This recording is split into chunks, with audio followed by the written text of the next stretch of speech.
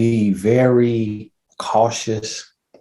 I would take my time, and it would start with the component of physical attraction, meaning that that is an important component for men and women. But I would be realistic, understanding which basically the physical attraction means, does she take care of herself? So how is she presenting herself? Is she doing her nails? It don't have to be professionally done, but is her hands kept up? Is her skin kept up? Is her hair kept up? And that represents a form of self-love. And then if that passes, then I would approach her and ask her, her name and if she is single. And then in that process, I would break it down into like quarters. So I would give like a 3-month trial period.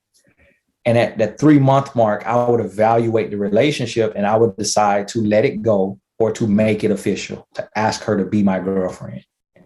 And then I would give it another 3 months and see how she is and how we are having an actual title at the 6-month mark. And if we pass that, I would then give it another 3 months and see how we are at the 9-month mark, now having some complacency and some normalcy set in. And then I would give it another 3 months. And at the 12-month mark, at the end of the 12-month mark, I would evaluate the relationship. And if it's still genuine and authentic and honest and pure, not perfect, may have arguments and disagreements, but if we still can find a way to communicate and to get over ourselves, I would then propose and ask her to be my wife. And then when she says yes, I would then give it another 6 months to see how our dynamic changes being fiancés, being engaged. And then at that 6-month mark, I would start planning the wedding to happen within the next 6 months. Or at the 12-month, plan it for 12 months out, or at least 6 to 12 months out, so that I could see, because people change when their title changes, men and women.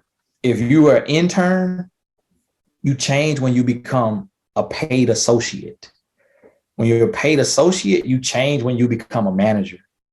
Then you change when you become a supervisor. And then you change when you become a regional director. And then you change when you become a CEO. And then you change when you become a founder. As humans, we change when our position changes. And then I have to use a certain level of discernment and wisdom to know that when she becomes my wife, she will change again. Wow. Because now she has security. She has the ring. She has the promise in front of God, friends, family, and the government. And I have to say, if for all of her flaws, I have to multiply them by 3 and ask myself, can I deal with that version? For her insecurities times 3, can I deal with that level of insecurity? For her complacency or her entitlement times 3, can I deal with that level of complacency and entitlement? And if the answer is yes, then she's my wife. She's imperfect. I'm imperfect. She's flawed. I'm flawed. But we are making progress. We're working and we have love. And if we have love, that's the most important thing, not a business deal. People say marriage is a business deal. It's not a business deal. Because when we do business, we're quick to run away.